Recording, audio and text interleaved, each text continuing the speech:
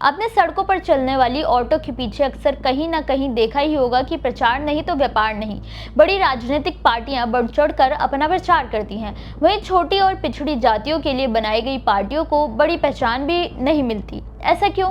बड़ी पार्टियों को ये चकाचौंध किसके कारण होती है? नमस्कार, मेरा नाम है मोहिनी। आप देख रहे हैं भीम सेना। पिछले 24 घंटे में दलितों के साथ होने वाली घटनाओं के बारे में जानेंगे, जो आपको ये सोचने पर मजबूर कर देंगे कि आखिर क्यों दलित और पिछड़ी जातियों के लिए राजनीतिक पार्टियों को दबा देने की पूरी कोशिश की जाती है। दलितों से जुड़ा पहला मामला उत्तर प्रदेश के लखीमपुर खीरी से है, जहां एक दलित नाबालिग बच्ची की कथित तौर पर दुष्कर्म करके उसका गला दबाकर हत्या करने का मामला सामने आया है।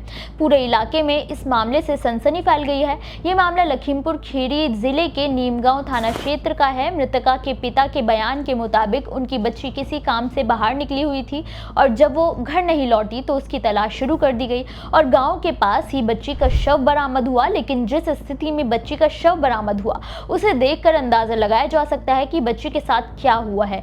वहीं संदिग्ध परिस्थिति में मिले बच्ची के शव को पोस्टमार्टम के लिए भेज दिया गया है और फॉरेंसिक टीम को जांच के लिए लगा दिया गया है।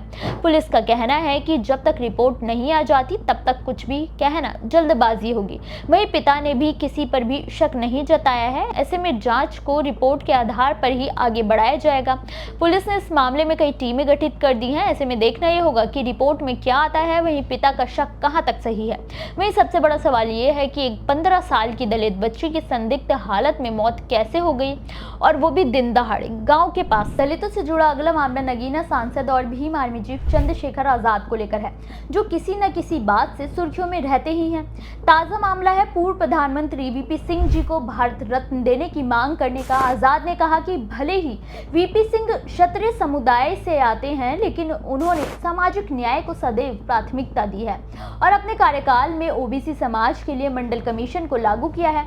इसका नतीजा ही था कि जातिवादी बीजेपी ने अपना समर्थन वापस ले लिया था और सरकार गिरा दी थी। यहाँ तक कि जातिवादियों ने देश भर में जमकर विरोध भी किया था, लेकिन वीपी सिंह अपने फैसले पर कायम रहे। आजाद ने कहा कि वीपी सिंह को सही मायने में भारत रत्न मिलना चाहिए और अगर उनकी सरकार आई तो वो मंडल कमीशन की सिफारिशों पर भी काम करेंगे और वीपी सिंह जी को उनके सामाजिक न्याय के लिए भारत रत्न देने की मांग को और तेज करेंगे ताकि केंद्र सरकार तक उनकी आवाज पहुंचे। वैसे आजाद की बातों से आप कितना सहमत हैं? क्या वीपी सिंह जी को भारत रत्न मिलना चाहिए? दलितों से जुड़ा अगला मामला झारखंड के बड़गांव से है, जहां एक दलित बच्ची को अगवा कर दुष्कर्म करने के मामले में पकड़े गए आरोपी की मॉब लिंचिंग के बाद हुई मौत का मामला राजनीतिक रंग पकड़ चुका है। इस मामले में पुलिस वालों ने दलित बस्ती के निर्दोष लोगों को भी आरोपी बनाकर उन्हें घेर लिया है, जिसे लेकर बीजेपी ने अब आवाज उठानी शुरू कर दी है। इतना ही नहीं, पूर्व सीएम बाबूलाल मरांडी भी गाँव के पीड़ित परिवारों से मिलने पहुंचे, जहाँ उन्होंने पीड़िता के परिवार से भी मुलाकात की है। ये घटना चतरा जिले के टंडवा थाना क्षेत्र में 4 अगस्त को घटित हुई थी, जब 15 साल की आदिवासी नाबालिग को आरोपी इमरोज अगवा कर अपने घर ले गया था और 2 दिनों तक उसका दुष्कर्म किया था। बच्ची किसी तरह से उसके चंगुल से बच निकली और अपने परिवार तक पहुंची थी, जहां उसकी आपबीती जानने के बाद घर वालों ने गुस्से में आरोपी को घेर कर पीटना शुरू कर दिया था। इलाज के दौरान उसकी मौत हो गई। गांव वालों के मुताबिक जब मारपीट की घटना हो रही थी तब पुलिस वालों के सामने ही गांव के मुखिया विजय चौबे और उनके साथ दर्जनों लोग भीड़ को रोकने गए थे, लेकिन पुलिस वाले अब उन्हें ही आरोपी बनाकर गिरफ्तार करने के लिए घर घर पहुंच रहे हैं, जो कि पूरी तरह से अन्यायपूर्ण है। हैरानी की बात तो यह है कि पुलिस जानबूझकर दलितों को बलि का बकरा बना रही है। उन्होंने बच्ची को भी तलाशने की कोशिश नहीं की, जबकि वो 2 दिन से लापता थी, लेकिन गरीब होने के कारण वो दलित बस्ती के ही 100 से ज्यादा लोगों को फंसा रहे हैं, जबकि जांच पीड़िता के साथ हुई घटना की होनी चाहिए। अब देखना यह होगा कि इस मामले में हो रही राजनीति के बाद ये घटना क्या रंग लेती है। दलितों से जुड़ा अगला मामला केरल के वायनाड से है, जहां 9 अगस्त को मनाए जाने वाले विश्व आदिवासी दिवस के मौके पर 2003 में भूमि आंदोलन में हुई गोलीबारी में मारे गए युवक जोगी के लिए एक बार फिर से आवाज उठाई गई है। इस मौके पर वायनाड के सुल्तान बाथरी में एक आदिवासी दलित सम्मेलन का आयोजन किया गया,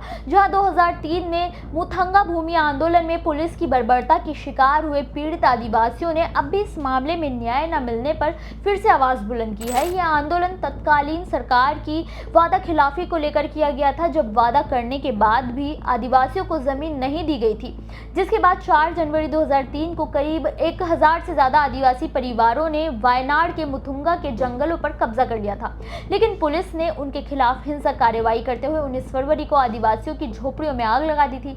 उन पर लाठीचार्ज किया गया था और गोलीबारी शुरू कर दी गई थी, जिसमें एक युवक जोगी और एक पुलिस वाले विनोद की मौत हो गई थी। लेकिन इस मामले में सैकड़ों आदिवासियों और आदिवासी नेताओं को ही गिरफ्तार कर जेल भेज दिया गया था।